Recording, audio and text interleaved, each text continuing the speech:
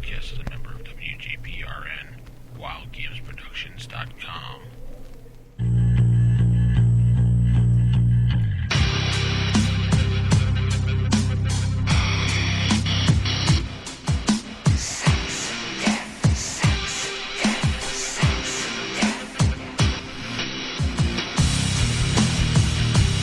Hello, folks, and welcome to the Darkling podcast. I am your host, Vince, along with my co-host, Mark, and we are back. Mark, how are you tonight? I'm doing fantastic. Yes, here we are, Darkling, episode number 8, I think, on the 8 ball. Good to be here. Yeah, I couldn't remember the number, so I didn't say anything. I think it's 8, yeah. We'll just call it that for now. That'll do. And if you've checked out the forums lately, we've put up a post, just throw it out there, trying to nominate us for the Emmy Awards, Mark? That would be nice, yeah. Deadline is May the 8th, I think. We have to submit one of our must-hear shows to the guys over at the Ennies, so we're just kind of canvassing some input on that from the listeners. So if you have any opinions either way, head over to the forums and let us know which you thought was our stellar episode, and we'll see if it wins us some gold. Yeah, that'd be nice. We actually have a poll up right now with the 3 best episodes chosen by the listeners in the forums, and all 3 of them involve Chuck Wendig. Yes. How strange. Damn you, Chuck. Anyway, this week on the Darkling podcast, we have a very special guest with us tonight, Mr. David Hill Jr. David, how you doing back there? I'm doing good. How are you guys? We're doing wonderful. Excellent. Welcome back, David. Good to have you on the show again. It's a pleasure. Well, this week you had something to promote on the podcast, so I'm going to turn it over to you, and you can tell us a little bit about it, and then we'll ask you a few questions. Okay. Then let's see. The game itself, the game that I am promoting, I guess that's the nicest way to say it. The game that I'm promoting is called Machine Zeit. It is a sci-fi horror RPG. Basically, the way that I've heard it described to me from other people was like Event Horizon or Pandorum or Alien or Dead Space, kind of that vibe, right. In an RPG. The game itself, it's all about like movie logic. It's all about narrative control. We don't really concern ourselves too much with how difficult things might be. Like, that doesn't actually play into the mechanics. The only thing that really plays into the mechanics is how much you want to do cool things. Okay. Cool things are what we do RPGs for, so I figured I would emphasize that. Okay, cool. David. First question we have for you is, what mechanics does this system use? The mechanics are a unique system that I've developed. It's using a D100, a percentile-based system, Okay.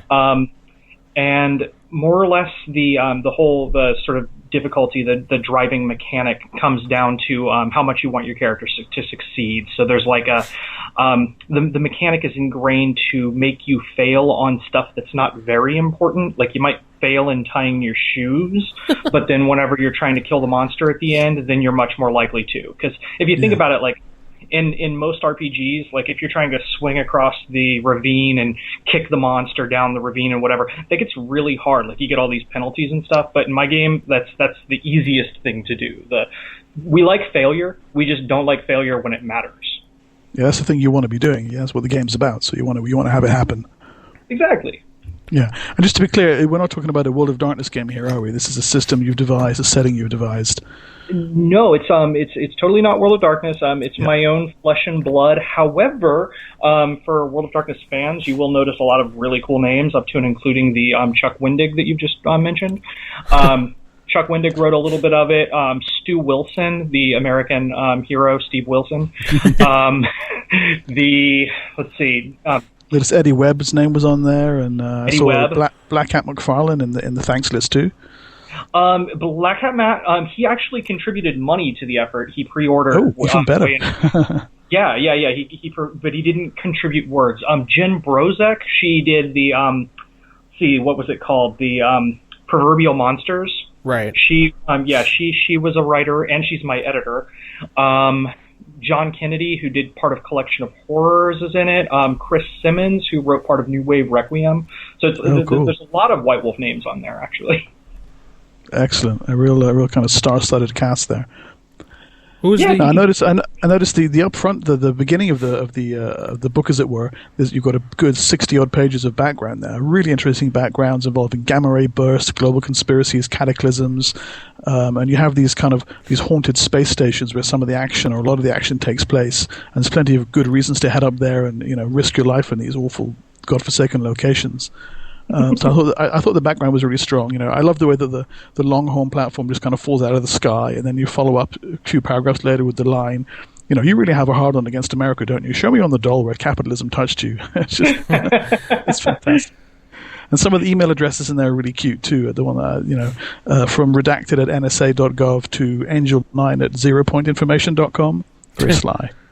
Yeah. Those the email addresses are mostly Eddie Webb and Chris Simmons and Stu Wilson's work. The capitalism touching you, that was all me.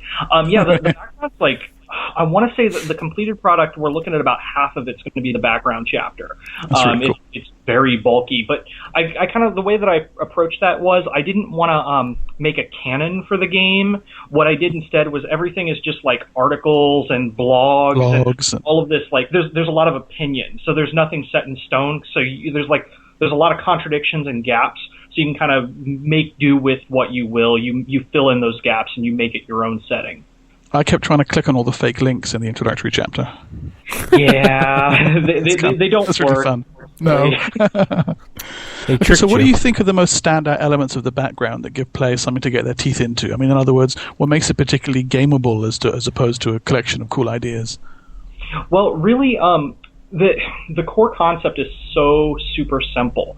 We're really heavily inspired by movies that really don't need a lot of background. We're talking about stuff where you sort of just jump in and you find out.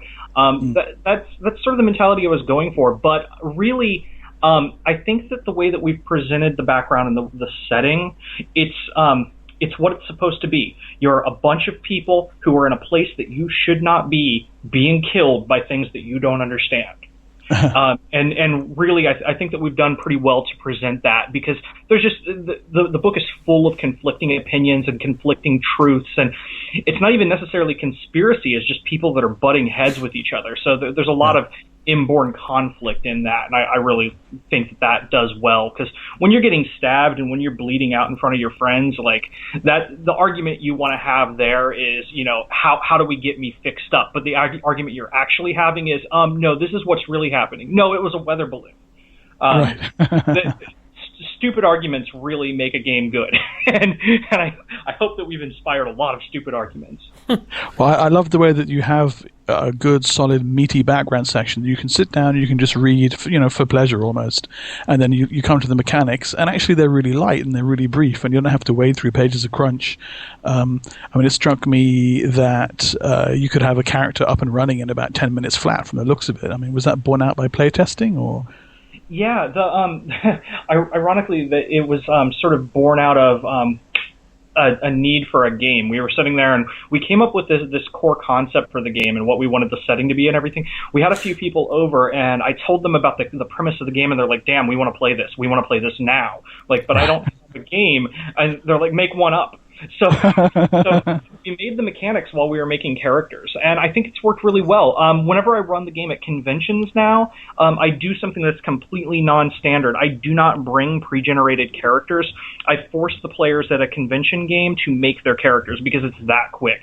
Right. It flows really, really quickly, and really it all comes down to like the role you want to play. There's not a lot of numbers. There are numbers there, but they really don't mean a lot. Yeah. They're very abstract. Well, that's really interesting, because that ties right into a question I had, actually. I thought that affiliation was tied into the character creation. That you have to have a sponsor or some kind of background or something that's empowered you to get out and get onto this life. And it struck me that would work really well for group cohesion from the outset. So yeah, I was wondering if this was a conscious choice to get players to make characters who could not be just motivated, but motivated to work together. So I guess that does kind of echo back to what you were saying just now about where the system comes from. Absolutely, yeah. I mean, if you look at most RPGs, you've got this sort of like party mentality. You've got 4 to 6 people that are getting together to do something. Some games you sort of tie them together a little bit better than others. I figured in this, that's just an inborn part of it. You've got corporations who sort of work together to send people up to do these things, to go to these space stations.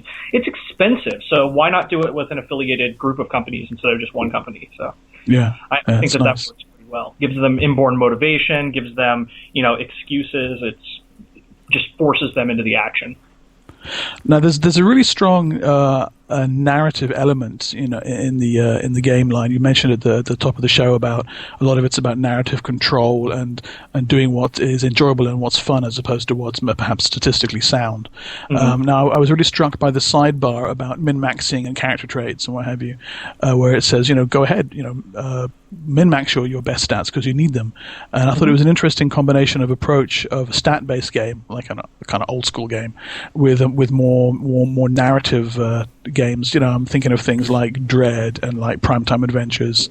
Yeah. And you've also got the discussion of space stations as dungeons in the GMing chapter. So it seemed to me it's coming from both directions. Do you think that Machine Zeit draws its pedigree from a combination of old school games and more new style approaches, or?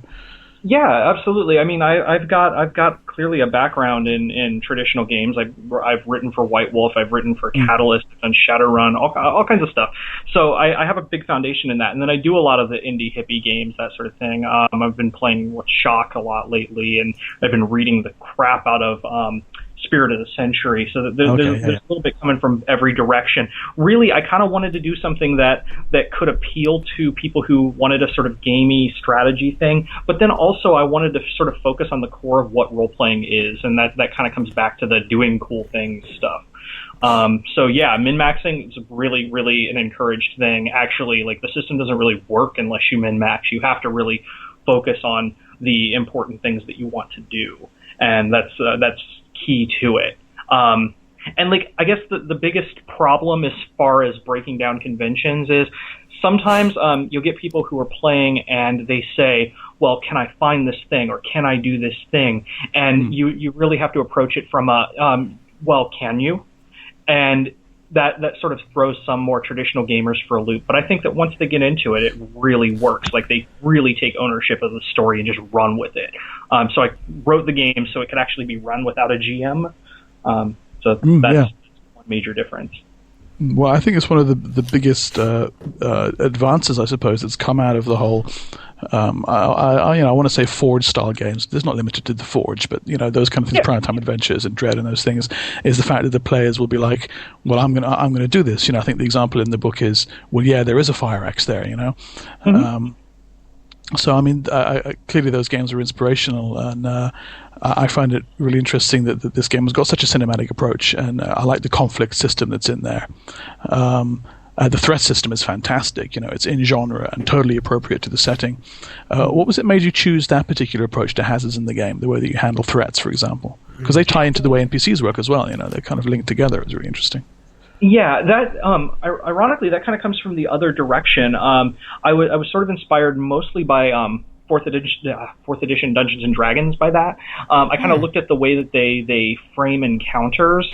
And I thought about it, and yeah, that's exactly what a game of Dungeons and Dragons is. It's 3 to 5 encounters per night, where you go from one to the next to the next to the next, and you just do things, you handle them. So I approach everything sort of from that. If you meet with an NPC, that is a threat. That is an encounter. So it's framed as such, and you don't really worry about the statistics for the NPC. You worry about the statistics for the encounter and how that works. Yeah. And that works the same if it's a trap, if it's a broken floor, or if it's a monster. Everything sort of uses that same system. I figured I just go completely off the other end with it. They frame encounters. I make everything an encounter. Yeah, that's really neat. I was curious, David, how you picked people that you collaborated with over this project. Did you put an open call out for them, or just happen to pool resources together with these guys, or what? A little bit of column A, a little bit of column B. I put out an all call. And within about a half an hour, I had everything that I needed. All 12 authors were staffed because I put it out over my Twitter. My Twitter is infested with all sorts of game design types, and most of them, everyone there, pretty much with one or two exceptions, had worked with me before on White Wolf work. So it was sort of a nice little reunion ability to get back into the trenches with these people, and they just jumped into it. I think I have. But Dwayne O'Brien is a game designer. He's not a previous White Wolf writer. He did a game called Shambles, a zombie RPG. It's brilliant. You should check it out. He's one of the writers. And Joshua Loomis, a friend of mine. He also is not a White Wolf writer. He's part of it. But everyone else pretty much answered my Twitter from previous work. Cool. Now, speaking of White Wolf and going back to World of Darkness, it's not a World of Darkness game or necessarily setting, but what would you say that was in here for World of Darkness players? I mean, I picked up just now on the threat system. I think that's an approach that can be modeled, can be used in any game. I love the specters. I thought they could be imported wholesale into World of Darkness games. Some great new takes on spirits and ghosts and other creepiness. If you're a World of Darkness fan, the Spectres are definitely sort of they definitely have a World of Darknessy feel. They're certainly science fiction ghosts. They are made by radiation, but the whole thing is they're sort of they're born of these terrible events. They're born of death. They're born of nightmare.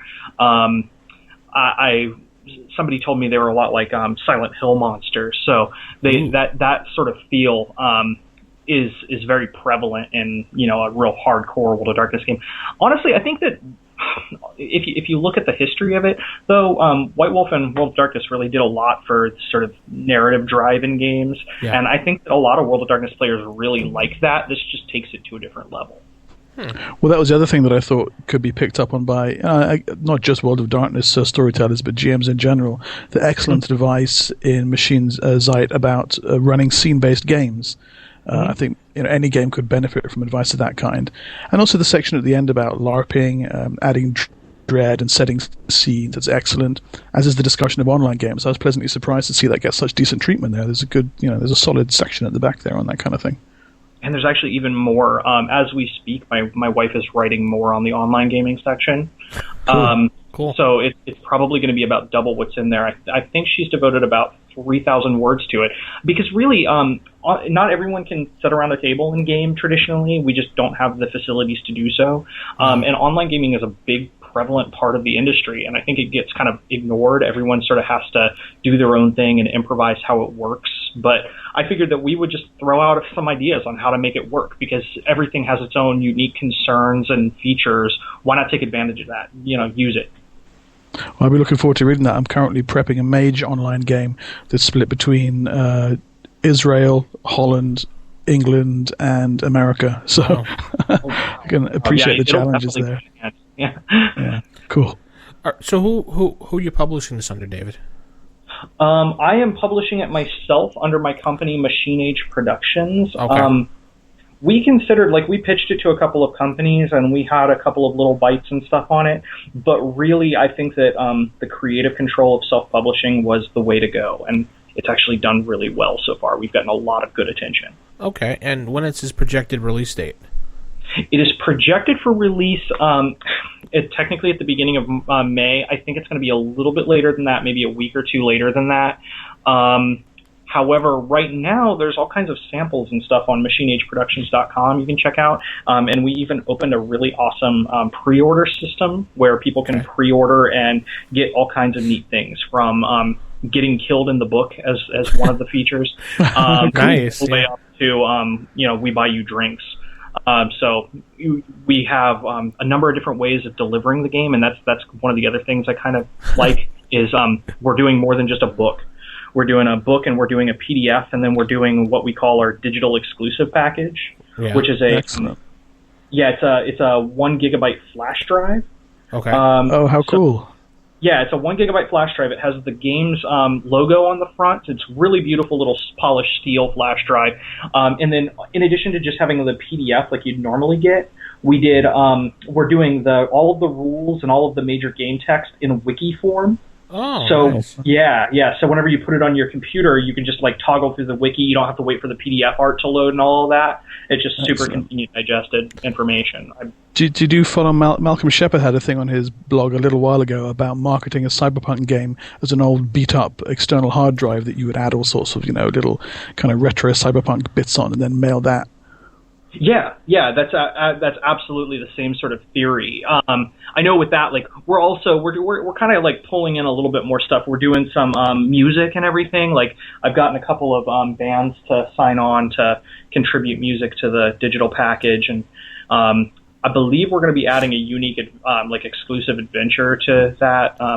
We really wanted to offer a new way. Fantastic. Yeah, it's like really.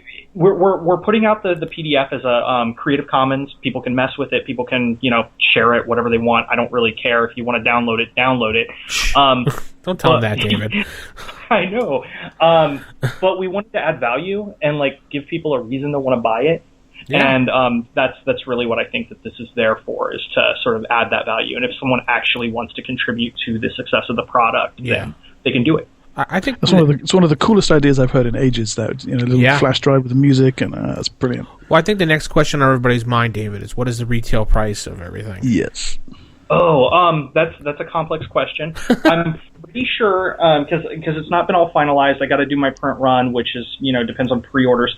I'm pretty sure the hardcover, the black and white hardcover, is going to be $34.99. Okay. That may go up or down by a couple of dollars before release. The flash drives are probably going to be $18 to $20. Okay. Cool. The PDF version is going to be between $12 and $15. We've got to settle on a couple of things with that too. And we're sort of in talks about a color version. I know that we have the color copy is up for pre-order, but it's very expensive because it's difficult to do. It's expensive to do full color. And let's see. Yeah, the various pre-order packages are actually very close, if not a little cheaper in some cases, to it.